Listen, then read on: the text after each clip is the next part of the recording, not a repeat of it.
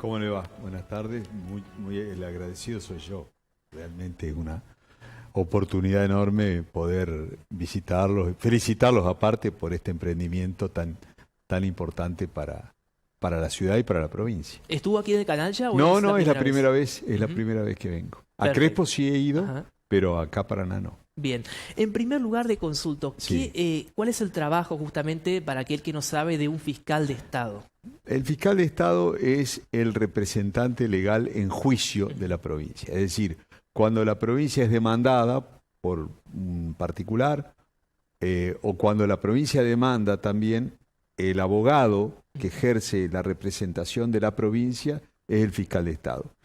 Es una oficina de alrededor de 110 empleados y contestamos básicamente todas las demandas y además promovemos muchas demandas también. La gente cree que solamente el Estado es demandado, pero no, en Entre Ríos hay más o menos hay 2.500 juicios en la que la provincia es demandada y otros 2.500 en la provincia demanda, así que estamos parejos. Claro, o sea que no tienen tiempo para aburrirse, trabajo hay mucho. No, trabajo es lo que más hay y yo me encanta el trabajo que hago, la verdad que no, es un trabajo que me enorgullece a mí y a todo el personal que forma parte de la Fiscalía, Ujú. que es muy profesional y que realmente da gusto porque ellos se sienten, bueno, muy satisfechos con esa tarea noble, ¿no? Es Claro. decir, defendemos los intereses de la provincia en juicio. Ujú. Por supuesto, serán los jueces los que digan quién tiene razón, pero nosotros defendemos los intereses patrimoniales de la provincia, no los juicios penales. Los juicios penales los lleva lo que se llama el Ministerio Público Fiscal, Ajá. que es un órgano del Poder Judicial. Claro. Pero los juicios de naturaleza patrimonial sí los lleva la Fiscalía. Y hay algunos muy importantes, ¿no? Todos son importantes, pero, por ejemplo, todo lo que es la coparticipación, las demandas contra la nación, que la nación nos reclama a nosotros, todo lo que son, por ejemplo, las responsabilidades por daños que a veces lamentablemente se pueden producir en el ámbito de la salud pública, los hospitales, en fin, todo eso termina siendo, Pasa por la Fiscalía de pasa Estado. por la Fiscalía de Estado. Y además de eso, hacemos una especie de consejo legal al gobernador y a los ministros. Cada vez que se nos pide a nosotros consulta acerca de un procedimiento, la Fiscalía emite su opinión y generalmente el gobierno adopta la posición que legalmente fija la Fiscalía. No en todos los expedientes, Ujú. porque en la provincia se generan, calcule usted, millones de expedientes. Desde que yo soy fiscal de Estado se han generado más de 2 millones de expedientes. Y la Fiscalía ha intervenido en aproximadamente 14.000, 15.000. Es mucho, Claro, sí, pero sí, sí. comparado con la cantidad que hay, es una porción bastante reducida. Bien. Ahora pasando al otro tema, Sí. además de su rol, ¿no?, como fiscal de Estado, juega un papel importante en este ente de regulación, de control de la hidrovía, que hace Exacto. poco se han reunido. La hidrovía que es tan importante y de alguna forma usted tiene una propuesta muy interesante que tiene que ver con sacarle mayor provecho, que creo que no Claro. se trata de competir con ningún otro puerto, sino que quede un poquito más aquí en nuestro territorio. ¿Y de qué se trata esto de qué la se propuesta trata? de construir un ente portuario público y privado en la zona de Vicuña? Claro, bueno, la hidrovía es fundamental porque por la hidrovía, en este país, usted ve distintas áreas, grandes áreas productivas. Usted tiene el tema del petróleo, hay 4 o 5 cuencas petroleras en Argentina, Sur, Mendoza, Salta, bueno, ahora se está Vaca Muerta. Usted tiene el tema de la minería del litio, usted tiene el tema del recurso pesquero en el Océano Atlántico, en el mar Argentino, en fin, las distintas producciones. El polo industrial en Córdoba, el polo industrial de Bahía Blanca, el polo industrial del Gran Buenos Aires y la gran zona, la pampa húmeda que se ha ampliado, ¿no? Claro. Ya la pampa húmeda no es sur de Santa Fe, sur de Corrientes y provincia de Buenos Aires, sino que se ha ampliado. Hoy ya pampa húmeda, llegamos hasta Chaco y es pampa húmeda. Sí, sí, sí, sí. Y entonces la pampa húmeda produce, hoy en día está de moda, el gran cultivo es la soja. Soja, maíz, sorgo, girasol, Pero esos son los grandes cultivos. Y hay un polo ubicado en Rosario y en los alrededores de Rosario que absorbe toda esa carga. Toda esa mercadería la absorbe. ¿Y por qué la absorbe ahí? Porque tiene las condiciones logísticas para absorber las cargas, no solamente de la pampa húmeda, sino del Paraguay entero, sur de Brasil, sur de Bolivia. Todo va a Rosario. Todo va como un embudo a Rosario. ¿A través de dónde? De la hidrovía. Y en Rosario reciben las cargas y hacen las operaciones de exportación. No solamente granos, fertilizantes también, combustibles también. A veces se exporta el grano en forma de grano, la materia prima sola, pero hay también grandes procesadoras, hay empresas gigantescas, mundialmente importantes. Sí. El polo oleaginoso de Rosario es de los más importantes del mundo. Y entonces ellos absorben toda la producción, incluso la entrerriana. Salvo la avicultura, que tiene su propio sistema integrado, pero que termina exportando desde Montevideo o desde Buenos Aires, el resto lo absorbe Rosario. ¿Yo qué digo? Miren, debemos generar en Entre Ríos, que tiene la aptitud, porque tiene los ríos con la profundidad apta para el calado de barcos de ultramar, tenemos que generar en Entre Ríos un polo alternativo a Rosario. El polo de Rosario es todo privado. Yo digo, hagamos un polo público-privado, con las provincias y las empresas privadas. ¿Dónde? En el sur. ¿Por qué? Porque por ahí pasa el río Paranaguazú. El río Paranaguazú justamente pasa por el límite de la provincia de Entre Ríos y Buenos Aires, y ese ha sido declarado por el gobierno nacional un río que participa, es parte de la vía navegable troncal. ¿Qué quiere decir? Que los barcos pueden circular perfectamente, tienen el calado, tienen las condiciones de navegabilidad. Claro. ¿Qué nos falta? Infraestructura. Terreno tenemos de sobra. Tenemos en Ibicuí tenemos 250 hectáreas. Para un puerto es una enormidad. Y hay otras zonas, Mazaruca, hay muchas zonas aptas. Entonces nosotros proponemos ahí hacer una gran zona logística para alojar de a poco empresas que vayan haciendo. Primero, lo que es las tareas portuarias propiamente, embarque y desembarque. Y después ya ir convirtiéndolo con el tiempo en un polo de desarrollo industrial. Claro. Hacer un poco parecido a lo que es Rosario. La tendencia es a que aumente la producción agropecuaria en Argentina, no a que ahora ha habido una sequía y hay escasez de productos, pero la tendencia es que aumente. Y nosotros debemos ser parte de este crecimiento, claro, no pero con una etapa de desarrollo. No mirar cómo esa producción se va, sino que genere riqueza que quede aquí en nuestro territorio. Y es interesante verlo desde el punto de vista de que no es una competencia con Rosario, sino que es tomar algo y es hacer nuestro propio desarrollo con nuestra propia producción. Estamos hablando de la producción entrerriana, correntina, chaqueña, misionera, del sur de Brasil, Paraguay. Yo vengo de una reunión de ayer donde entre Corrientes, Misiones y el sureste de Paraguay, estamos hablando de 2, 3, 4 millones de toneladas por año. Esas cargas. Entonces, a Rosario aproximadamente arriban 5.000 barcos por año, barcos de ultramar estoy hablando, claro. Y 5.000 camiones por día. Por día. Sí. Entonces, que nosotros empecemos a participar de ese comercio, no le vamos a sacar el pan a nadie, al contrario, es distribuirlo mejor, es distribuir, digamos, que la industria, que el país se desarrolle. Este es un país muy desigual. Usted va a Formosa, yo fui hace 2 meses a Formosa y se encuentra con la provincia más pobre de la República Argentina.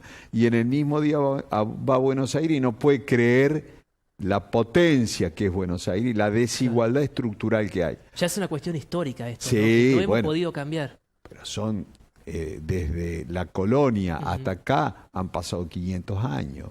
Entonces, es una cuestión histórica, es una cuestión de las decisiones que se han ido tomando a lo largo de la historia. Y lo que debemos hacer ahora, que es lo que yo humildemente propongo, es tomemos decisiones para ir variando esa historia y que nuestra región empiece a tomar un ritmo más parecido al que tiene Rosario, Santa Fe, Córdoba, Buenos Aires. ¿Y de quién dependen esas decisiones? Porque usted dijo, tenemos las condiciones naturales están dadas, pero ahora hace falta la infraestructura, excelente, ¿no? La inversión. Excelente pregunta. Hasta el año 2021, 2 años atrás, esto lo decidía el Ministerio de Transporte de la Nación y la empresa concesionaria de la hidrovía, y nadie más. Y ahí no se metía, en ese contrato no se metía nadie.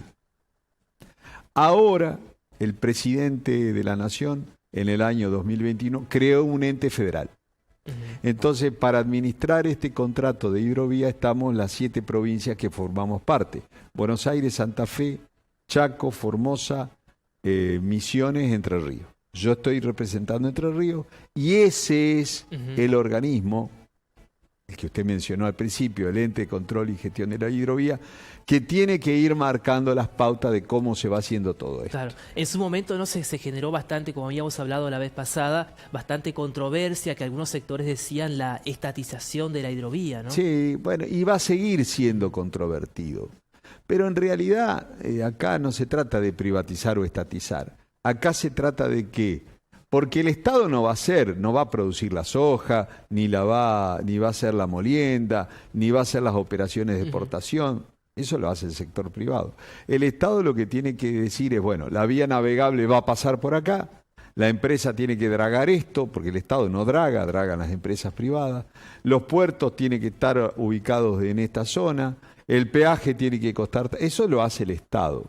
Pero la actividad material, es decir, la producción en sí es privada. Entonces no podemos estar diciendo todo el Estado o todo el privado. Imposible. Todo el privado, bueno, tenemos la situación... Tienen que ser socios, ¿no? El sector público-privado. Exactamente. Tenemos que ser socios. Por eso esta conformación de este ente con participación de las provincias es un público-privado, pero público federal. No público unitario Ciudad de Buenos Aires, como era hasta hace poco. Público federal, representación provincial de los municipios también. Y privado de todas las empresas. ¿Y qué tan lejos o tan cerca estamos de que eso se logre en algún momento? Me imagino que hay cosas que ya están instaladas y que ya están logradas. Por ejemplo, que la hidrovía pase por el Paraná de Las Palmas, que algún día se darán cuenta lo que significa el Paraná de Las Palmas para Entre Ríos. Perdón, el Paraná Guazú. Hoy pasa por el Paraná de Las Palmas. El Paraná de Las Palmas pasa por la provincia de Buenos Aires, no pasa por la provincia de Entre Ríos. Simple como eso. Ahora va a pasar, ya está el decreto firmado, 949, pasa por el Paraná Guazú. Por supuesto hay que señalizarlo, hay que mantener la profundidad del canal, eso hay que hacerlo. Pero está decidido ya, eso no es una promesa, es una realidad. Bien. Otro tema es, yo planteo que en la profundidad de la navegación tiene que ir no solamente hasta Rosario, 34 pies, sino hasta Diamante. ¿Por qué? Porque volveríamos muy operativo el puerto de Diamante, que ya está, no hay que inventar nada. Entonces ahí tenemos Diamante, desde Oro Verde o desde Paraná hasta Diamante, todas las aldeas productivas. Tenemos Villa Libertador, tenemos Crespo, tenemos Viale, tenemos María Grande, tenemos un ámbito de producción y de técnicos está el INTA, sí. Hay universidades, es decir, si el puerto anduviera como en los años 90, que llegó a tener 80, 90 barcos por año, esto fluiría de otra manera.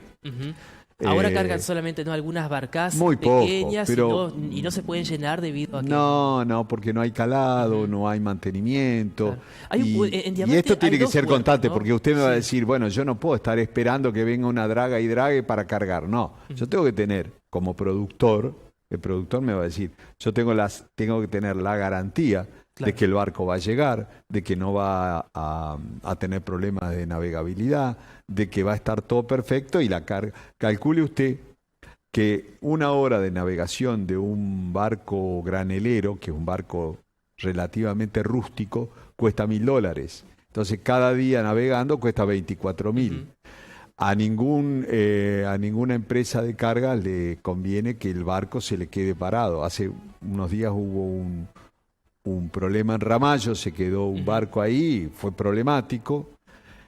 Y hace poco en el canal de Suez, se atascó el canal de Suez y el comercio mundial por un problema de este tipo. Entonces, la garantía de navegabilidad es sustancial. Si Diamante tuviera esa garantía de navegabilidad, yo estoy seguro que ya con el movimiento de barcazas ya andaríamos mejor. Pero con la última vez que llegó un barco a Diamante, yo fui hace 2 años o 3, fue el Penélope, de Grecia venía, y cargó creo que 28.000 toneladas de trigo, me parece que fueron de trigo.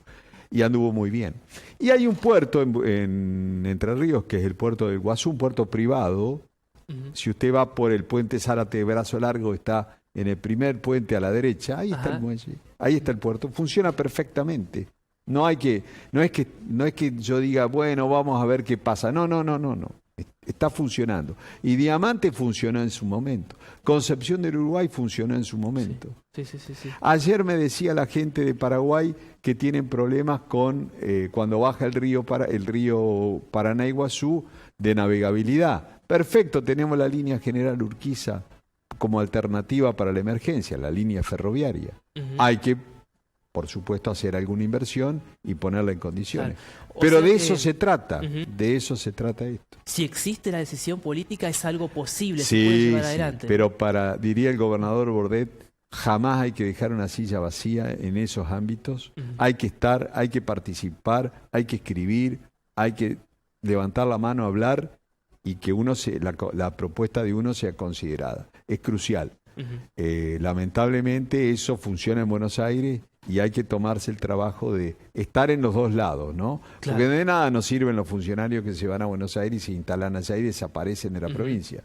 Tenemos que hacer un trabajo de compromiso entre los organismos nacionales y provinciales. Es importante no contar, me parece a mí por lo menos, contarle estos temas a la gente que nos está viendo, escuchando, también en un año electoral, ¿no? Para que esas iniciativas, pase lo que pase en las elecciones, se continúen, que los candidatos, no, pero los candidatos a gobernador yo creo que están con el tema, se ha empezado a instalar este tema. Antes usted no escuchaba hablar de este tema. De la hidrovía se empezó a hablar hace 2 años, diría yo. Antes de eso no se hablaba. Hoy ya diría que es un tema de agenda de todos los que pretendan tener alguna aspiración de gobierno. Bien, es muy lo mismo el gas. El gas, que yo también estoy. El gas es un tema central. Argentina es un país que se va a convertir en los próximos 2 años en exportador de gas.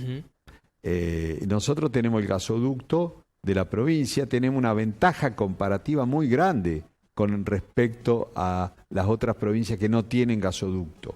Nosotros lo tenemos. Lo que pasa es que tenemos 100.000 conexiones y deberíamos tener 200.000. Bueno, claro. ¿Cómo hacemos para tener 200.000 conexiones? Y no solamente las residenciales, sino las que operan en la industria. Es muy importante el suministro de gas. Ese es un tema aparte también. Bueno, la verdad hay tantos temas para charlar, este tema por ahí daría para hablarlo mucho más. Hay mucho, pero hay patrimonios que tiene la provincia que son espléndidos. Por ejemplo, otro tema para hablarlo, las escuelas rurales. Nosotros tenemos casi 1.000 escuelas rurales. No hay ninguna provincia que tenga 1.000 escuelas rurales, con su respectivo inmueble, con sus chicos estudiando, con sus técnicos arraigados ahí. Eso es un patrimonio maravilloso, y una distribución de la provincia en parques industriales también. En fin, Entre Ríos es una provincia que, ordenada fiscalmente como lo está hoy, no estamos pidiendo plata, la provincia ordenó su presupuesto, ordenó la coparticipación, eso es un tema importante. Bueno, sobre la base de ese ordenamiento, ahora viene la etapa de no endeudarse más. No endeudarse más. Y empezar. El cimiento está, hay que construir hacia arriba. ¿Vale? Exactamente. Eso es lo importante. Una vez en una reunión en la embajada alemana, un alemán me dijo, de una empresa, me dice, mire fiscal, dice, usted trate de que si tiene algún tipo de influencia, la provincia no se endeude, que no se endeude, que no se endeude. No se endeude en gasto corriente, ¿verdad? En pagar gasto corriente. Sí endeudarse en grandes obras. Por ejemplo, ahora se está haciendo el aeropuerto de cargas de Concordia, importante obra. Si usted me dice, vamos a endeudarnos para hacer un puerto y vamos a recuperar esa plata, claro, algo que genere riqueza después. Como cualquier decisión de inversión. Las decisiones de inversión son para producir más y con el producido pagar la inversión. Bueno, es lo mismo en el sector público. Por supuesto. Fiscal de Estado, muchísimas gracias. No, al contrario. Gracias a usted.